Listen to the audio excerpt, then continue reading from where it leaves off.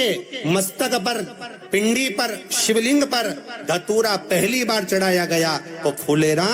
दूज का दिन था। इसलिए शिव महापुराण की कथा कहती है जिस दिन कोई मुहूर्त नहीं हो, कोई काम नहीं हो, उस दिन केवल फुलेरा दूज के दिन आप किसी भी दुकान का, व्यापार का, व्यवसाय का, जन्म का, आदि का कोई भी मुहूर्त कर लो, वो कभी ठप नहीं हो सकता, वो बढ़कर ही चलेगा। सारी जिंदगी के कांटे निकल जाते हैं, सारी जिंदगी के कांटे समाप्त हो जाते हैं फुलेरा दूज। कहते हैं दुनिया में सब दिन का दान, सब दिन का पुण्य समाप्त हो सकता है, और फुलेरा दूज का दान, पुण्य, सत्कर्म, भजन, कीर्तन, नाम स्मरण समाप्त नहीं होता। चक्कर आ जाते हो, अचानक गिर जाते हो,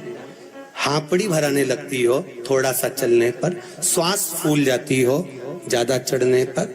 उनके लिए विशेष है कि धतूरे की जड़ को, धतूरे का जो फल होता है उसकी जड़ महाराज निकाल कर, धोकर, उसको घिसकर शंकर भगवान पर उसका लेपन कर दीजिए। थोड़ी सी जड़ शिव जी पर चढ़ा दीजिए फुलेरा दूज के दिन। उस जड़ को पानी चढ़ाकर वापिस लेकर आ जाइए। जो मिर्गी का मरीज होता है, जिसको दमे की शिकायत होती है, श्वास की होती है, चलने में हापड़ी भरा जाती हो, फुलेरा दूज के दिन दोपहर के समय पर उसको वो जड़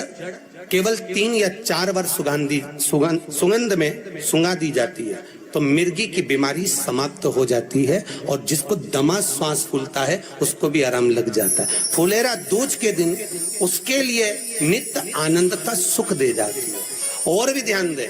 जिसको बहुत भारी बीमारी हो, डॉक्टर कह रहे हैं कि ऑपरेशन की जरूरत है, ऑपरेशन कराना पड़ेगा, गांठ हो गई है, ये हो गया है, वो हो गया है, निवेदन है एक धतूरा फुलेरा दूज के दिन भगवान शंकर के शिवलिंग पर समर्पित करें, और 5 बेलपत्र नंदीश्वर भगवान पर अर्थात भगवान नंदी पर समर्पित करें। जीवन में कितनी बड़ी भी बीमारी होगी वो आगे नहीं बढ़ सकती, ऑपरेशन की जरूरत नहीं पड़ सकती, वो केवल फुलेरा दूज पर हो, केवल फुलेरा दूज के दिन, उसके सिवाय नहीं। और वो 15 मार्च को है, मौका मिला है, आनंद से। धतूरा होता है विषैला। कैसा होता है? विषैला, बहुत विष होता है धतूरे के अंदर। पर महाराज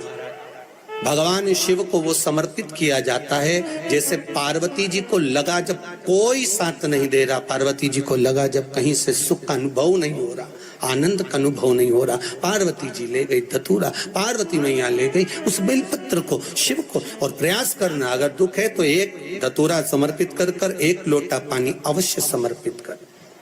उनके लिए भी कहूंगा जिनको शरीर में दाद हो जाती है, खाज हो जाती है, या खुजलियों का क्रम हो जाता है, उनके लिए भी महाराज धतूरे का पानी, धतूरा 1 लोटे में डाल दो, पानी रख दो उसमें, उसके अंदर थोड़ा सा चंदन डालकर वो पानी शिव जी को समर्पित कर दो। वही पानी को लेकर आ जाइए और कुछ देर तक शरीर में लगाकर बैठ जाइए महाराज। वो केवल फुलेरा दूज का है महाराज, उसको शरीर में लगाकर थोड़ी देर बैठ जाइए, 15-20 मिनट तक। शरीर के अंतर्गत कोई वस्त्र ना हो, उस वस्त्र को उतार कर उसको लगाकर बैठ जाओ। 2.5 से 3 महीने में दांत खाज, किसी भी चर्म रोग होगा वो धीरे धीरे समाप्ति की ओर हो जाएगा। महाराज फुलेरा दूज का महत्व शास्त्र कहता है, भले इसको छुपाकर रखा गया हो शास्त्रों के अनुसार, पर इसकी महत्वता, जो दुकान, जो व्यापार, जो व्यवसाय, और पहले भी आपको कहा, मान लो आप शिवरात्रि के दिन रात को भगवान शंकर को धतूरा चढ़ाते हो व्यापार व्यवसाय के लिए, और वो धतूरा आप शिवरात्रि के दिन सुबह 4 बजे से पहले नहीं बांध सकते, तो उस धतूरे को फुलेरा दूज के दिन लाल वस्त्र में बांधकर अपने व्यापार वाली जगह पर बांध दो। जीवन में कभी व्यापार नीचे नहीं जाएगा, बढ़ता ही चला जाएगा। और उनके लिए भी निवेदन करूंगा जिनके यहाँ कर्जा बहुत है, बहुत कर्जा है, चूक ही नहीं रहा, पैसा ही नहीं रहा, व्यापार चले तो कर्जा चूके, उनके लिए भी निवेदन करूंगा। एक धतूरा बेलपत्री के पेड़ के नीचे शिवलिंग का निर्माण कर कर फुलेरा दूज के दिन उस धतूरे को अपनी कामना कर कर हल्दी में भिगोकर उसको भगवान शंकर को समर्पित कर दीजिए अपनी कामना कर कर। उसी हल्दी की 1 बिंदी अपने साथ में रुमाल में लगाकर अपने व्यापार व्यवसाय की जगह पर लेकर जाइए कर्जा धीरे धीरे धीरे धीरे जब चूकेगा, जब लक्ष्मी आएगी, तो लक्ष्मी की वृद्धि भी वो करता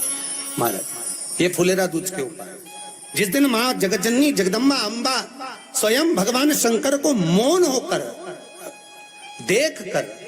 विलापित होती हैं, नैनों से नीर बहता, शिव को हुआ क्या, शंकर को क्या हुआ है,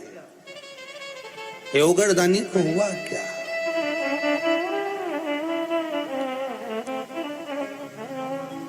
नयन जलता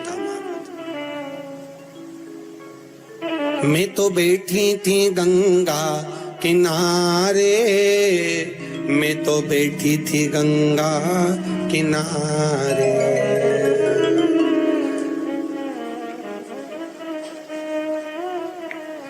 ऐसा धक्का दिया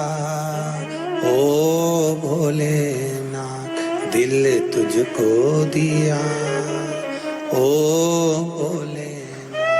भगवान शिव ओगड़दानी, त्रिकालदर्शी, कैलाशी, अविनाशी, इस चित्तवृत्ति के मन की बात को धारण करने वाले,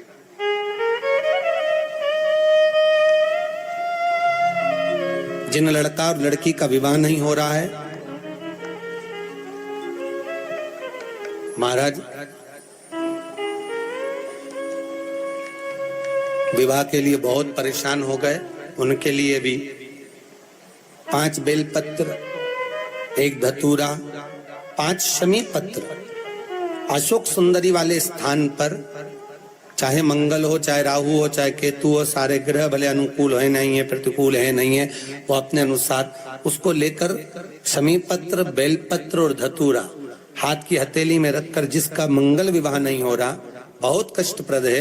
हाथ में रखकर अशोक सुंदरी, अशोक सुंदरी का स्थान सबको मालूम है ना, भगवान शंकर की जलाधारी पर शिवलिंग,